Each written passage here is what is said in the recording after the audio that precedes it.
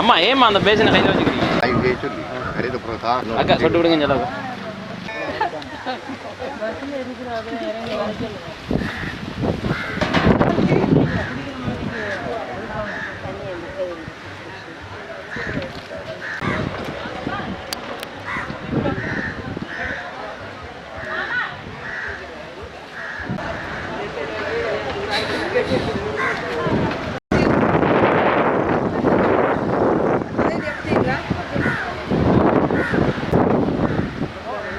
கூட்டிட்டு போயிட்டு வாங்க, 2 பேரும் போயிட்டு வாங்க.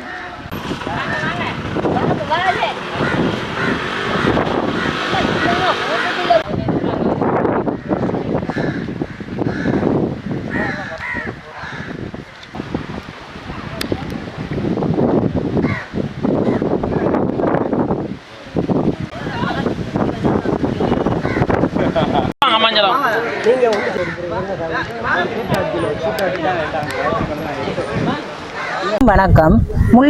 முள்ளிவாய்க்கால் இனப்படுகொலை நினைவாக வைகாசி 12ஆம் திகதியில் இருந்து 18ஆம் திகதி வரையும் கடைபிடித்து செயல்பட்டு கொண்டு ஒவ்வொரு மாவட்டத்திலும் செயலாற்றி கொண்டிருக்கின்றோம்.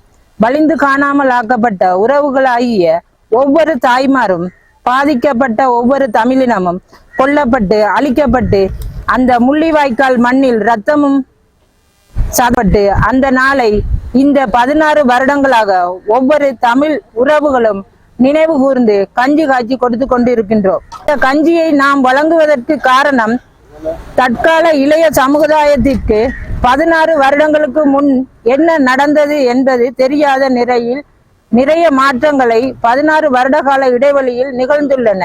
அவையெல்லாம் எம் சமுதாயத்தின் இளைஞர்களுக்கு தெரியப்படுத்த வேண்டும். ஒவ்வொரு வீட்டிலும் முதியவர்களும் சொல்லிக் கொடுக்க வேண்டும். எம் இனத்திற்கு இவ்வாறான கொடூரங்கள் இலங்கையில் நிகழ்ந்துள்ளன என்று முல்லைத்தீவு முள்ளிவாய்க்கால் என்று உள்ள இடத்தில் இன்று வரையும் இரத்தமும் சதையும் அன்றிலிருந்து சிந்திக்கொண்டே இருக்கின்றது. அதை ஒவ்வொருவரும் வைகாசி 18ஆம் திகதி ஒவ்வொரு இறந்த ஆத்மாவுக்காக நினைவு கூற வேண்டும். எம் தமிழினத்திற்கு நாம் செய்ய வேண்டிய பரிகாரம், அதை இன்று காணாமல் ஆக்கப்பட்ட உறவுகளாகிய நாமும் நினைவு கூர்ந்து 16 வருடங்களாக அங்கே சென்று வந்து கஞ்சி காய்ச்சி கொடுத்து கொண்டு இருக்கின்றோம்.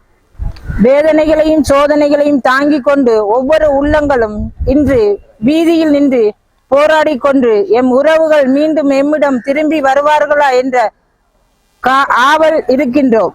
எம் கண்ணில் என்றாவது துடைக்கப்படும் கண்ணீர் சிந்திய எத்தனையோ தந்தைகளின் உறவுகளில் கண்கள் மூடிவிட்டன.